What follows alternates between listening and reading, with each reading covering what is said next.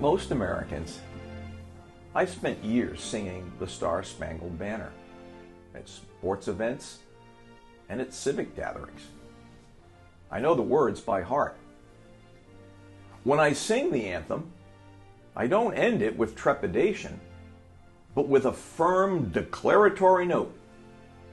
Yet, while reading Francis Scott Key's inspirational poem, I notice a question mark appears at the end of the first stanza. It looks odd and out of place. As we belt out the song, it's easy to forget that the words to the national anthem describe a real battle during the War of 1812. He was being held a prisoner of war as he watched the attack from a British ship, and he was powerless to do anything. As far as Key was concerned, the fate of the United States hung in the balance, and his first stanza of the Star-Spangled Banner captured his mix of alarm, anxiety, and patriotism. Would the Star-Spangled Banner yet wave? Would he have a country to return to? Hi, I'm Tom Army, and this is U.S. History Online. The last three stanzas of Key's poem answered his question. The flag continued to fly proudly over the land of the free and the home of the brave. Yet, the outcome of the War of 1812, from the beginning, was always in doubt. In the spring of 1812, Republican leaders did not realize the British were moving toward a peaceful settlement with the Americans, although the timing of British concessions, which resulted from slow transatlantic communication, arrived in Washington too late. Let me explain. After a long overdue delay, the HMS Hornet reached New York on May 19, 1812, with an official policy statement from the British Foreign Secretary. The British offered to suspend the orders in council in practice if American merchants would conduct their trade with Europe under British licenses. Believing that accepting this offer would be tantamount to surrendering American commercial independence, the Madison administration rejected the proposal. Less than 10 days after the Hornet's dispatches arrived, the president sent a secret message to Congress outlining the country's grievances. He listed the following. 1. The British Navy continued to impress American sailors. 2. The British violated America's neutral maritime rights, established illegal blockades under the name of orders in council. 3. The British government employed a secret agent, John Henry, to subvert the U.S. government. 4. They exerted a malicious influence over the Native Americans in the Northwest Territory. Yet, Madison, fearing the charge of executive interference, stopped short of recommending a declaration of war. He wrote that the decision to go to war was a solemn question which the Constitution wisely confides to the legislative department of the government. Madison's message was referred to the House Foreign Affairs Committee.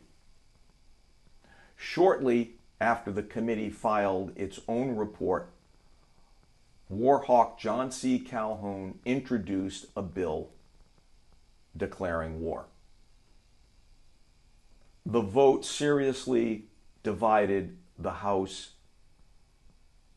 79-49 and was gravely close in the Senate 19-13. These votes demonstrated the ambiguity of our country's decision to go to war. Madison, believing the solemn question of war or peace was the responsibility of Congress, signed the measure into law on June 18th. The War of 1812 had begun. The vote on the war bill was the closest vote on any declaration of war in American history. Most senators and representatives from Pennsylvania and the South and West voted for war. Most from the North and East voted against it. The vote was essentially a party vote. About 81% of the 121 Republicans in both houses of Congress voted for the measure, while all 39 Federalists voted against it. In Britain, during these tumultuous months, on May 11, 1812, Prime Minister Spencer Perceval was assassinated. It brought to power a more moderate Tory government under Lord Liverpool. British West Indies planters, who had complained for years about the prohibition of U.S. trade, convinced Liverpool that the orders in council were averse to British interests.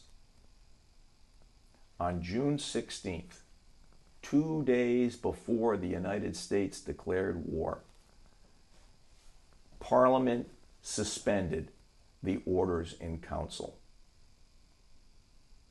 Remember, this was a central condition the U.S. required for a possible diplomatic settlement. Yet British impressment policy would remain in place, and frontier Native American wars continued. The War of 1812 is often called America's Second War for Independence.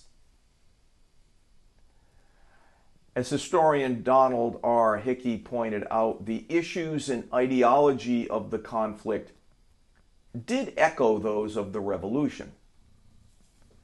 Republicans, who were unable to shed the ideological legacy of the Revolution, interpreted all British actions as a direct threat to our independence.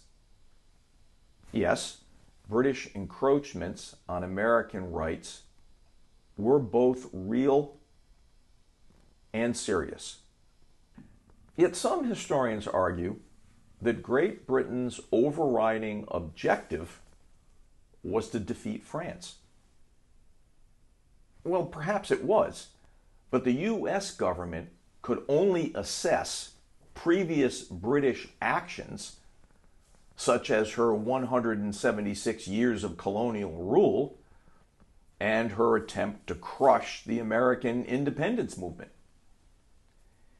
In the 29 years after the Revolution, the United States was a vulnerable nation, and British sanctions, impressment, and support of First Nation allies invoked a real paranoia.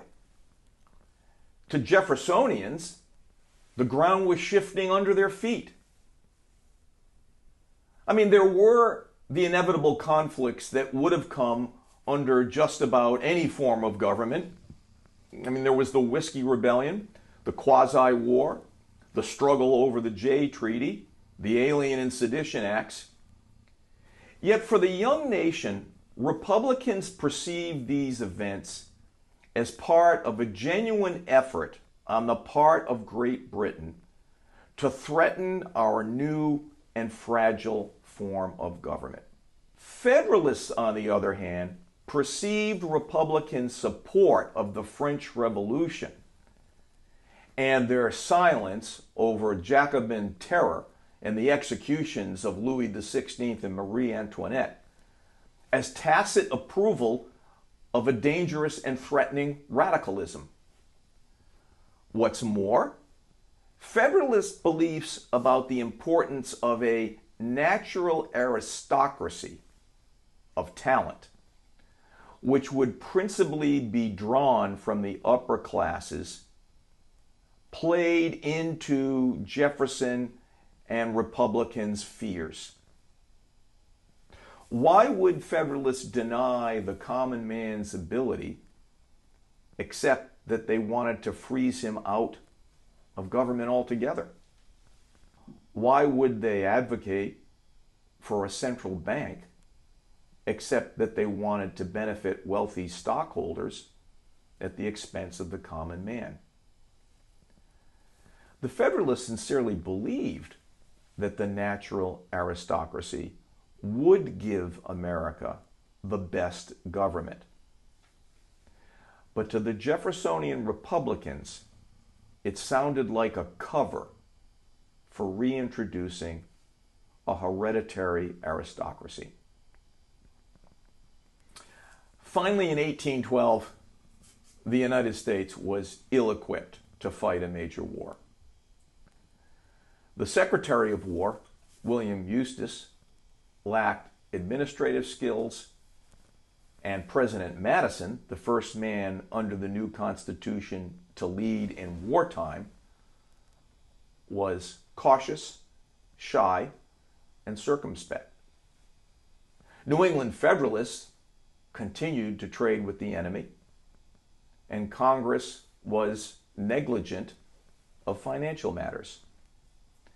Senior military officers were old and incompetent, and most of the enlisted men lacked experience and discipline.